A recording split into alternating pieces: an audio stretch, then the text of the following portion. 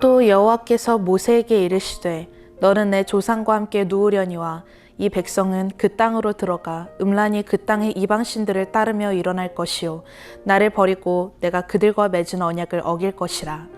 내가 그들에게 진노하여 그들을 버리며 내 얼굴을 숨겨 그들에게 보이지 않게 할 것인즉 그들이 삼킴을 당하여 허다한 재앙과 환난이 그들에게 임할 그때에 그들이 말하기를 이 재앙이 우리에게 내림은 우리 하나님이 우리 가운데 계시지 않은 까닭이 아니냐 할 것이라. 또 그들이 돌이켜 다른 신들을 따르는 모든 악행으로 말미암아 내가 그때에 반드시 내 얼굴을 숨기리라. 그러므로 이제 너희는 이 노래를 써서 이스라엘 자손들에게 가르쳐 그들의 입으로 부르게 하여 이 노래로 나를 위하여 이스라엘 자손들에게 증거가 되게 하라.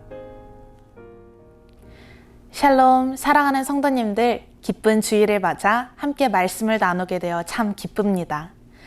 오늘의 말씀을 통해 하나님이 나에게 어떤 말씀을 하시는지 깊이 묵상하며 하나님과 친밀해지는 시간 되시기를 축복합니다. 오늘의 본문 말씀은 바로 신명기 말씀입니다. 신명기는 모세의 고별 설교이고 곧 모세의 유언과도 같은 말씀이지요. 그렇기 때문에 우리는 그가 과연 어떤 말씀을 남겼는가 주의 깊게 묵상하는 것이 저희에게도 큰 유익이 될 줄 믿습니다. 오늘의 말씀 내용은 저에게 큰 도전을 줍니다.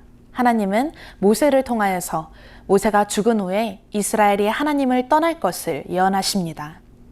아직 가나안에 들어가기도 전부터 무언가 해보기도 전에 이스라엘 백성은 하나님께 불순종할 것을 예고받습니다. 이 말씀을 우리가 어떻게 받아들여야 할까요? 하나님이 이 말씀을 통해서 이스라엘에게 정말 말씀하시고자 하는 건 무엇일까요? 이 고민을 하고 묵상을 하며 사랑하는 성도님들과 이 본문을 통해서 두 가지를 나누고자 합니다. 첫 번째는 바로 영적 전쟁을 대비하라는 것입니다.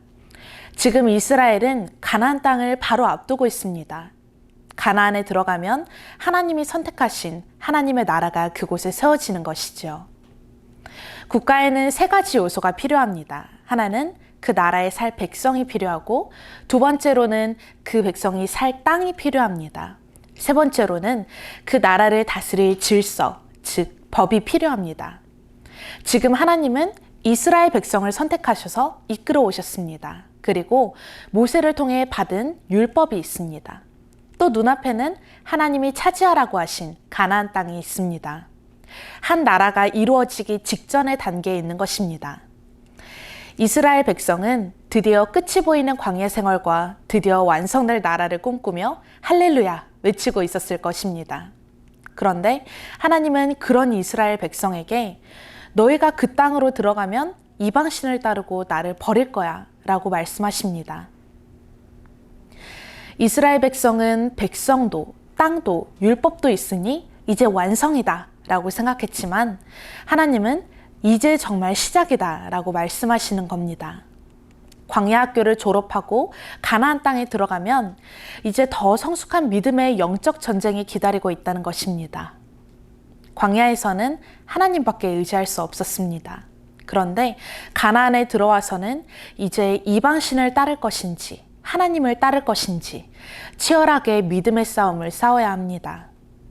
광야 학교에서 하나님이 하나님 되심을 배웠다면 이제 가나안에서는 실전인 것입니다. 눈에 보이는 거짓 우상들 앞에서도 하나님이 하나님 되심을 믿을 수 있는가? 믿음으로 믿음에 이르는 싸움의 장인 것입니다. 하나님은 이러한 전쟁을 미리 백성들에게 알려주십니다. 이 믿음의 전쟁에 이스라엘이 멋있게 승리의 본을 보였다면 얼마나 좋았을까요? 그러나 하나님은 이스라엘의 연약함을 잘 아셨습니다. 그들이 어떻게 하나님을 버릴 것인지도 너무 잘 알고 계셨습니다. 하나님은 그럼에도 불구하고 그들에게 끝까지 말씀하시며 이끌어 가십니다. 그리고 이 모습을 통해서 우리는 하나님과 우리의 모습을 발견하게 됩니다. 우리가 죄 가운데 넘어지고 실패할 것을 아심에도 끝까지 포기하지 않으시는 하나님을 볼 수 있습니다.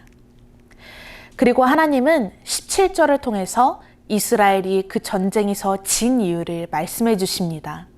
이것이 바로 오늘 나누고자 하는 두 번째 부분입니다. 영적 전쟁을 이기는 비법은 바로 하나님을 우리 가운데 모셔야 한다는 것입니다. 17절에서 그들이 재앙과 환난을 당하는 이유는 무엇입니까? 그 이유는 바로 하나님이 그들 가운데 없는 까닭이었습니다. 그렇다면 역설적으로 하나님을 우리 가운데 모시면 곧 승리하게 된다는 것입니다. 하나님은 노래를 써서 이스라엘 자손들에게 가르치라고 하십니다. 하나님은 하나님이 하나님 되신다는 사실을 넘어진 이스라엘이 기억하길 원하셨습니다. 우리가 영적 전쟁 가운데 좌절하고 죄를 짓고 하나님으로부터 돌아설 그때에 우리는 기억해야 합니다.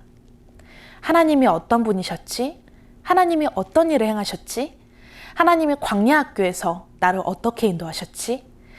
다른 우상을 섬기고 따르던 눈을 다시 하나님께로 향해야 합니다. 그리고 그 하나님을 다시금 우리 삶의 왕좌에 모셔야 합니다. 하나님이 어떤 분이셨는지 기억하면서 하나님이 나의 삶의 주인이셨죠. 하나님은 선하신 분이시죠. 제가 또 내 인생의 보좌에 앉아 있었습니다.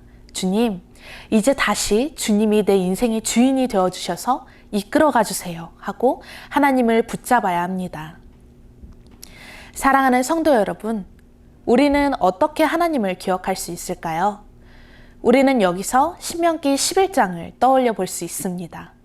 하나님의 말씀을 너의 손목에 메고 미간에 붙이고 앉을 때나 누워있을 때나 강론하라고 명하신 것처럼 하나님은 이스라엘에게 광야 학교에서 배웠던 그것을 기억하라고 하십니다. 이 땅을 살아가는 동안 영적 전쟁은 끊임없이 찾아옵니다. 우리가 이 영적 전쟁에 대비하기 위해서 무엇을 할 수 있을까요? 우리는 하나님의 뜻이 무엇인지, 하나님이 나에게 지금 어떤 말씀을 하시는지 사소한 것부터 말씀을 늘 곁에 두어서 깨달아 알아야 합니다. 이 영적 전쟁 가운데 우리는 힘을 다하고 의지를 다해서 말씀을 붙잡아야 합니다. 새로이 시작될 한 주에 사랑하는 성도님들 한 분 한 분이 멋있는 하나님의 군사로서 영적 전쟁을 대비하시기를 축복합니다. 그리고 말씀 가운데 하나님의 뜻을 뜨겁게 구하며 매일의 영적 전쟁에서 승리를 누리며 살아가시기를 마음 담아 축복합니다. 이 시간 함께 기도드리시겠습니다. 하나님, 오늘 이렇게 신명기 말씀을 통해서 저에게 말씀하여 주시니 감사합니다. 하나님, 저희가 열심히 예배를 드리고 말씀을 읽고 기도한다고 우리가 이 영적 전쟁에서 이미 승리한 것이 아니라 매일매일의 삶에서 승리해야 되는 줄을 믿습니다. 하나님, 시작되는 새 한 주에도 저희가 주님의 멋있는 군사로서 주님 앞에 바로 서며 이 영적 전쟁을 이겨나가기를 원합니다. 저희가 늘 말씀을 가까이 두면서 하나님의 뜻이 무엇이지? 내가 또 내 인생의 주인이 되진 않았나? 고민하면서 이 씨름을 기쁨으로 해나갈 수 있도록 이끌어주세요. 하나님, 저에게 이길 수 있는 지혜와 능력과 힘을 더하여 주시고 매일매일 성령 충만하게 해주세요. 감사드리며 이 모든 말씀 예수님의 이름으로 기도드립니다. 아멘.